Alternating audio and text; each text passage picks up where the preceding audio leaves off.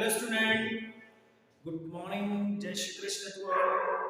हम आज आपसे नई वीडियो में बात कर रहे हैं एक नए एंडोक्राइन सिस्टम के साथ, आई मीन ग्लैंड के साथ, क्योंकि हम एंडोक्राइन सिस्टम में आपको लास्ट वीडियो में थाइमस ग्लैंड के बारे में पढ़ा चुके थे कि थाइमस ग्लैंड हमारे लिए किस प्रकार से लिम्फोसाइट्स प्रोड्यूस करती है और ये एक प्रकार का हमारा प्रोटेक्टिव सिस्टम है जो हमको विभिन्न प्रकार के एंटीबॉडीज प्रोवाइड कराता है। आज हम आपसे एक नई ग्लैंड के बारे में बात करते हैं, पेनक्रियास। जैसा आपको यहाँ लिखा दिख रहा है पेनक्रियास, तो पेनक्रियास क्या होता है? सबसे पहले हम इसका डायग्राम बना लेते हैं।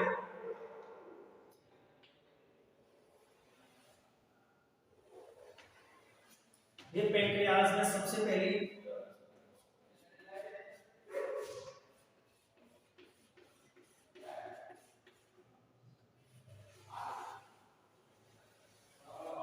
एक लीफ लाइक स्ट्रक्चर होती है जो स्मॉल इंटेस्टाइन के फर्स्ट पार्ट ड्यूडेनम से जुड़ी रहती है। इसके अंदर छोटी छोटी सेल्स होती हैं और यहाँ पर एक नली जुड़ी रहती है जिसको हेपेटिक डक्ट कहते हैं और ये हिस्सा इसका खुला रहता है। हिस्सा इस तरह से इसका खुला रहता है।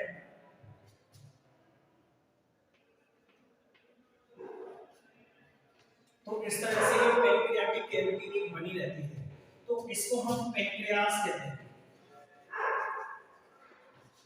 इसको हेपेटिक डक्ट कहते हैं। ये लैंगरहैंस ऑफ आइसलेट्स हैं और इसको हम ड्यूडेनम कहते हैं। तो ये कुछ पैंक्रियास का एक डायग्राम है जिसमें आप आसानी से देख सकते हैं किस किस प्रकार एक पैंक्रियाटिक कैविटी हमारे शरीर में प्रेजेंट होती है। तो ये पैंक्रियास है, तो हम यहाँ लिख सकते हैं the leaf like structure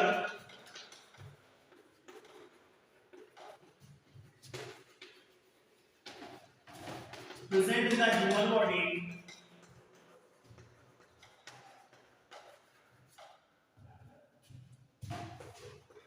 below the lungs. It is connected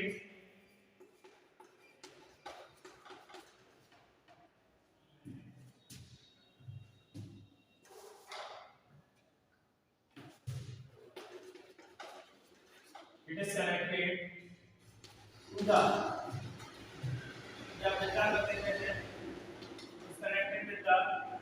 duodenum। ये duodenum से कनेक्ट रहती है, duodenum के साथ कनेक्ट रहती है। तो ये पैंक्रियास है। तो आप देख सकते हैं यहाँ पर the pancreas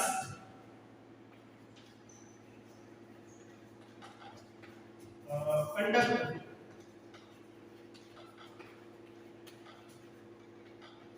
both the type of system,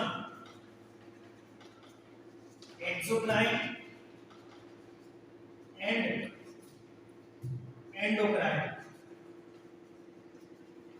तो अब इसमें दिखा रहे हैं आपको कि जो पैंक्रियास होता है वो दोनों प्रकार के सिस्टम कंडक्ट करता है।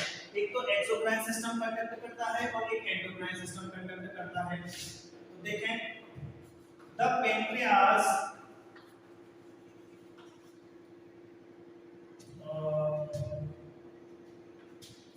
कर सकते हैं ऐसे द 98% पार्ट, मैं अगले लिख दे रहा हूं दोबारा से, द 98% पार्ट ऑफ पैंक्रियास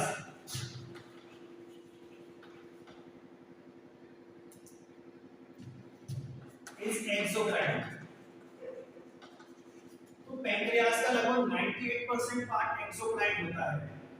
कौन कौन सा? मैं लिख देता हूं pancreatic leaf, duodenum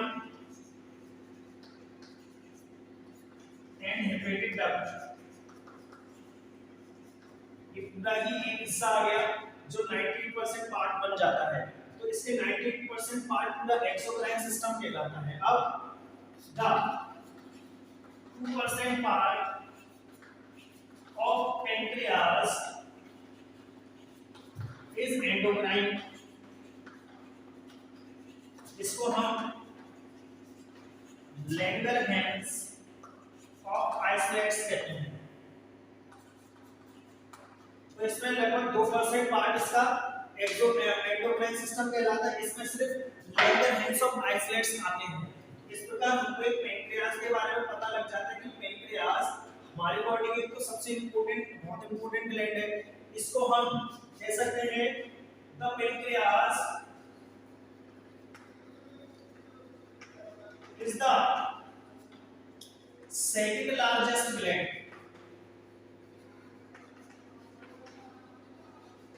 of the body। Pancreas second largest gland होती है बॉडी की। ये हमारे शरीर में प्रेजेंट है, लंग्स के नीचे की तरफ हल्का सा प्रेजेंट होती है, ड्यूडेनम के साथ जुड़ी रहती है। एक पत्ती जैसी संरचना है। इसमें एक नली पाई है जिसको हेपेटिक डक्ट कहते हैं। इस हेपेटिक डक्ट के माध्यम से लिवर के द्वारा और बाइल के द्वारा सेक्रेट किए जाने वाले हार्मोन्स जब स्टमक द्वारा स्मॉल इंटेस्टाइन के फर्स्ट पार्ट ड्यूडेनम में आते हैं, यानी कि स्टमक में जब भोजन पच जाता है तो स्टमक में भोजन पचा हुआ भोजन ड्यूडेनम में जाता है, तो लिवर में पाए जाने वाले डाइजेस्टिव हार्मोन्स इस हेपेटिक डक्ट द्वारा यहाँ ड्यूडेनम में सेक्रेट कर दिए जाते हैं, जिससे कि भोजन में आसानी से मिल जाए और वो भोजन को अच्छे से ब्रेक कर सके। उसके अंदर पाए जाने वाले जो सब्सटेंसेस हैं इंपॉर्टेंट, उन सभी को अलग कर इस तरह से आसानी से ये हमको पता लग जाता है और वे आगे की तरफ चले जाते हैं, जिससे कि स्मॉल इंटेस्टाइन उसमें से न्यूट्रिशन का अच्छे से एब्जॉर्प्शन कर सके। तो जब तक आप इसको नोट कर सकते हैं।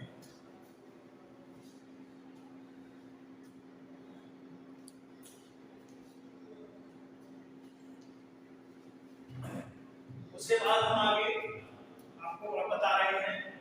ये तो हो गया।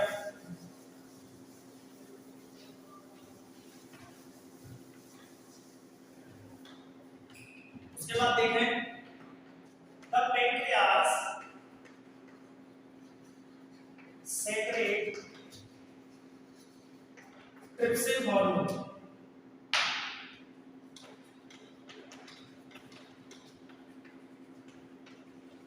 तो पेंक्रियास ट्रिप्सिन हार्मोन सेक्रेट करता है। This trypsin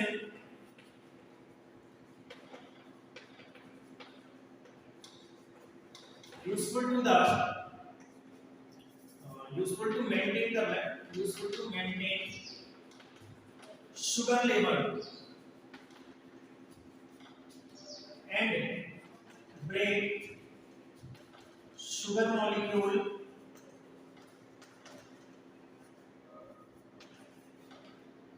in the food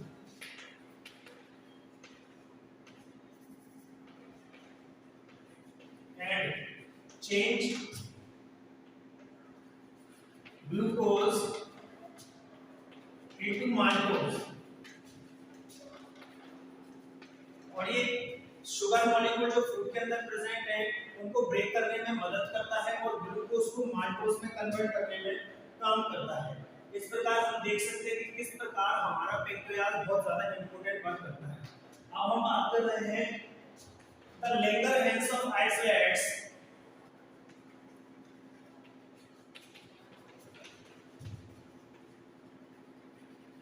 conduct following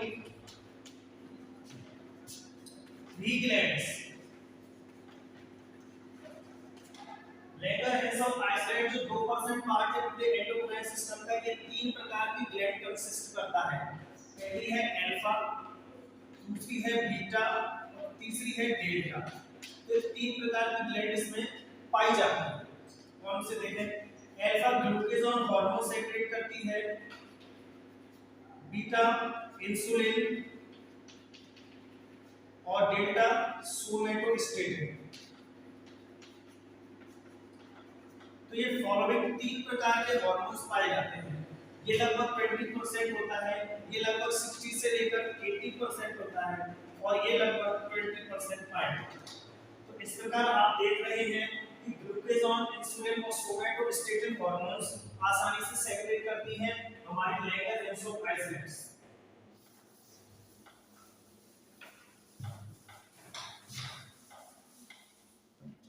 उसके बाद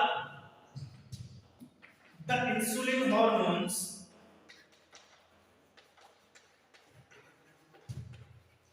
useful to the insulin hormones useful to maintain sugar level। तो जो इंसुलिन हॉर्मोन्स है वो हमारे शरीर में शुगर लेवल को मेंटेन करने का काम करता है। अब देखें, अब बात आती है कि शुगर कैसे हो जाती है। The sugar appeared in the body, ये arise in the body by the destroy of beta gland। तो ये बीटा ग्लैंड के डिस्ट्रॉय या खराब हो जाने के कारण शुगर हम लोगों को हो जाती है। तो जब हमको शुगर होती है तो इसका मतलब है कि हमारे पैंक्रियाज में पाए जाने वाली बीटा जो ग्लैंड है वो खराब हो जाती हैं। और जब बीटा ग्लैंड खराब हो जाती है तो बीटा ग्लैंड के खराब हो जाने के कारण हमारे शरीर में इंसुलिन हार्मोन्स ट्रांसफर नहीं हो पाते, जिसकी वजह से ब्लड क्या करता है, डायरेक्ट ग्लूकोज को एब्जॉर्ब करना स्टार्ट कर देता है। जैसे जैसे ब्लड में ग्लूकोज की मात्रा ज्यादा होती चली जाएगी और उस ग्लूकोज को मेंटेन करने वाला हार्मोन प्रेजेंट नहीं होगा तो इसका कारण शुगर लेवल बन जाता है। तो ऐसे जिनको शुगर होती है उनको इंसुलिन के इंजेक्शन या इंसुलिन से रिलेटेड जो भी मेडिसिन होती हैं उनको प्रोवाइड कराई जाती हैं, जिसकी वजह से जो शुगर है वो मेंटेन होती रहे। तो ये जो शुगर प्रॉब्लम है वो किसी मीठा खाने से नहीं होती है। शुगर की जो बीमारी है वो पैंक्रियास पे पाए जाने वाले लैंगरहैंस ऑफ आइसोलेट्स की बीटा ग्लैंड के खराब हो जाने के कारण होती है। जब शुगर हो जाती है तो उसके बाद मीठा नहीं खाया जाता, क्योंकि ऑलरेडी इतना सारा मीठा वो एब्जॉर्ब कर रहा है, क्योंकि हमारे शरीर में पाए जाने वाले जितने भी फूड न्यूट्रिएंट्स होते हैं वे सभी ग्लूकोज में कन्वर्ट हो जाते हैं। तो so the blood direct absorb glucose in excess quantity